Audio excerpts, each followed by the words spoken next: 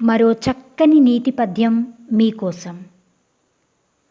తరువుల తిరసఫల భార గురుతగాంచు నింగి వ్రేలుచునమృతమొసంగు మేఘుడు ఉద్ధతులుగారు బుధులు సమృద్ధి చేత జగతి నుపకర్తలకు నిధి సహజ గుణము.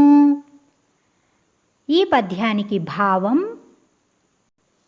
చెట్లు నిండుగా రసం ఉన్న పండ్ల బరువుతో వంగి ఉంటాయి.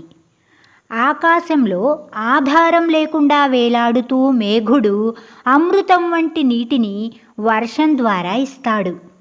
నిండుగా సంపదలున్నప్పటికీ పండితులైన వారు అహంకారం పొందరు.